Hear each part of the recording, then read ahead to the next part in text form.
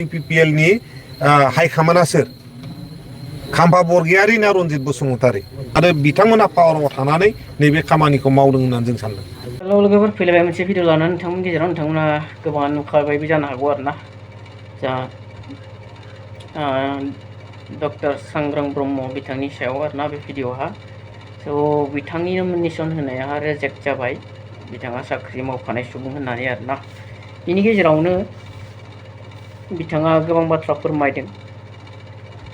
UPPL सोरजों दैदेनजादों UPPL नि हाइकमान्डआ सोर प्रमद बर' ना सोरबा AM ना सोरबा गोदान जयनिं जानाय UPPL नि लिडार बिसोरसो हाइकमान्ड नामा बे बाथ्राफोरा दिनै बेरफ्रुसारदों आरोना डक्टर सांग्रां ब्रह्मनि खुगानिफ्राय स' बेखायनो दिनै UPPL जोबनायनि लामायाव नामा बे बाथ्राफोरखौ दिनै फोरमायनानै होदों माबादि UPPL खौ सोर दैदेनदों UPPL माबादि सामलायजागासिनो दं बिनि बागै माखासे बाथ्रा बेरफ्रुसार बिबुंथिफोरखौ लाबोदों दिनै नोंथांमोना भिडिअखौ नायलांदो आरोना बिदिब्ला बे समावहाय दिनैनि प्रेस मिटनि मेन थांखियानो जाहैबाय जेनाखि 14 चिरां दुवार कनस्टिटुएन्सि बेवहाय आं सासे उदां बिजाथि हिसाबै नमिनेसन फाइल खालामदोंमोन आरो बे नमिनेसन फाइल खालामनाया दिनै रिजेक्ट जानायनि मोनसे जोंनाव रादाब सफैदों। आङो 14 चिरां दुवार ओनसोलनि जेसेबां रायजो राजा बिथांमोनहा फैनानै जेनाखि सापर्ट होफैदोंमोन बेखौ बिनि थाखाय आं बिथांमोनखौ रोजा रोजा साबायखर बावहरदों। नाथाय दिनै दुखुनि बाथ्रा आंनि जेनाखि नमिनेसन बियो रिजेक्ट जाबाय। दा मानो रिजेक्ट जादों बयनिबो गोसोआव मोनसे सोंलु फैदों। दा जोङो बेखौनो खेंफोरथि होनो थाखाय नैबे प्रेस मिटखौ लानाय जादों। दा गाहाय खारना जाहैबाय जोङो बुंनांगोन मोनसे पलिटिकेल खैसारनि जोङो बलि जानांदों होननानै जोङो बुंनांगोन। मोनसे समाव आङो जागायजेननायनिफ्रायनो मानगोनां चिफ प्रमद बर' बिथांनि OSD हिसाबै आङो खामानि मावदोंमोन।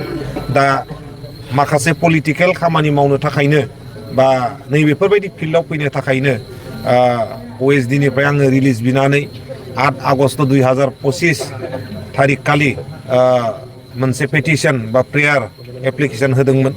दा बिनि सायावबो जेबो एक्सन लानाय जायाखै।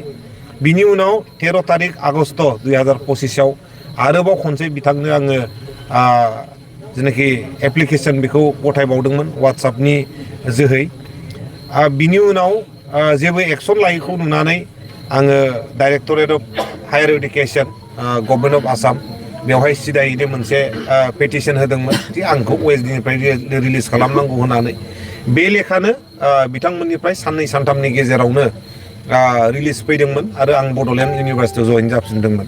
दा बड'लेण्ड इउनिभारसिटियाव जइन जाखांनानै 28 तारिख 8 2025 इनखालि आङो रिजाइनेसन लेटार होदोंमोन अनारेबल भाइस चेन्सेलरनो।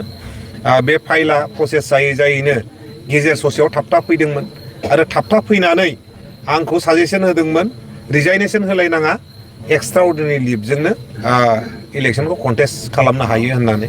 बे लेखानो इलेक्सन कन्टेस्ट खालामनो थाखाय एक्सट्रा अर्डिनारि लिभ होनाय जादोंमोन।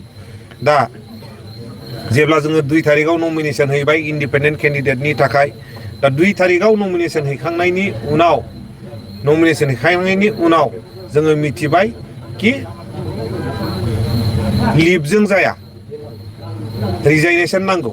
दा जोंखौ बेखौ मिथिनाय लेखानो लगे लगेनो जोङो इउनिभारसिटियाव खालामनानै थांनानै इमिडियेट रिजाइनेसन होदोंमोन आरो दिनैसिम जोंहा 4टा बाजिसिम रिजाइनेसन जेनाखि एक्सेप्टेन्स लेटार बेखौ गथायनायनि थाखाय मोनसे सम होदोंमोन। नाथाय इउनिभारसिटि अथरिटिया बे जेनाखि रिजाइनेसन बे रिजाइनेसनखौ एक्सेप्ट खालामनायाव जेनाखि रिलिज लेटारखौ इसु खालामनायाव खोब स्ल' भाबै खामानिखौ मावदों। जायनि थाखाय आङो जेनाखि मोनसे हादोरनि जोंनि डेम'क्रेटिक कान्ट्रि बिनि इलेक्सनखौ जोङो फेस्टिभेल अफ डेम'क्रेसि होनना बुंनाय जायो बेवहाय पार्टिसिपेट खालामनो मोननाय जायाखिसै। खोब दुखुनि बाथ्रा। बेवहाय गासैबो फर्मेलिटिसखौ आङो मावजोबदोंमोन। 3 मान्थ्सनि एडभान्स सेलारि 9,46,724 आङो बेखौबो इउनिभार्सिटि जेनेरेल फान्डआवनो सोनानै होनाय जादोंमोन। जे फाइलखौ 3 घन्टायाव एप्रुभ खालामनानै रिलिज खालामजोबनो हायो बे फाइलखौ साननै सानथाम दोनथुमनानै दोननाय जादोंमोन। जेबो एक्सन लायाखै। मोनसे समावथ' आङो दर टु दर थांनानैबाबो रिकुवेस्ट खालामदोंमोन नाथाय बेखौ नुनानै सासे अफिसारनि मबाइला सुइच अफ खालामजोबदों अबेहाय दं नागिरबाबो मोनाखै दा बेफोरखौ जे नायोबा जोङो हमनो हायो पलिटिकेल षड़यन्त्र जाहाथे आङो साख्रिनिफ्राय ओंखाराबालानो थायो साख्रियावनो थायोबा जाहाथे आङो इलेक्सन कन्टेस्ट खालामनो हाया दा बेफोरनि थाखायनो आंखौ बेबायदि नारसिननानै दोनदों होननानै जोङो बुंनांगोन आरो बियो जोंनि 14 चिरां दुवार ओनसोलनि गासैबो रायजो राजा बिथांमोननि थाखाय मोनसे इनसाल्ट होननानै जोङो बुंनांगोन जोङो नुयो साख्रि लानायाव बिराद गोब्राब मोननो थाखाय गोब्राब नाथाय दिनै साख्रि नागारनायाव जे इमान गोब्राब आङो बेखौ बुजियाखैमोन आरो बेखौ पलिटिकेल षड़यन्त्रनि थाखायनो खैसारनि थाखायनो बियो गासिबो जादों होननानै जों बुंनो हायो नोंथांमोना दा मा सिन्था खालामो जिहेतु नोंथांमोना बिजाथि लायग'खांनायनि उनाव रिजेक्ट खालामजाबाय दा माबाफोर सिन्था खालामदों नामा माबाफोर जोङो जयैनो मोनसे सावरायलायगोन सावरायलायनायनि उनाव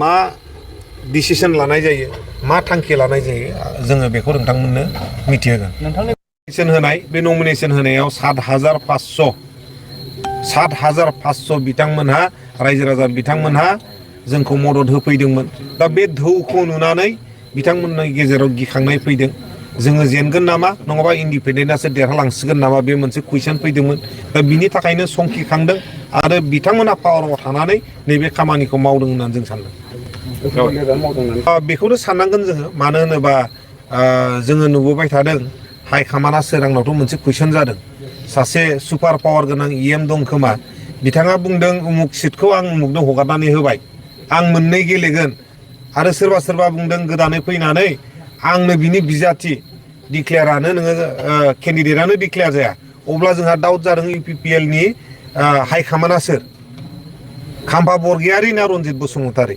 खाम्फा बरगयारीया जुदि आं 14 चिरां दुवारनि केन्डिडेट होनना बुंना लाबानो जायोबाथ' बेनो हाइकमान्ड रन्जित बसुमतारीया जुदि 14 चिरां दुवारखौ आं उमुकनो हगारनानै होबाय होनना बुंबानो जुदि जायोबाथ' बेनो हाइकमान्ड अब्ला अबेहाय हाइकमान्डआ थादों आं बुजिनानै मोनाखै चिरां दुवार ओनसोलनि रायजो राजा बिथांमोनहा जथेस्थ' सांग्रां बिथांमोनहा गाव गावनि डिसिसनखौ लानो हायो नाथाय बिथांमोनहा साननो नाङा कि जोङो जेनाखि समाजनि खामानि मावनाय बेखौ दोनथ'गोन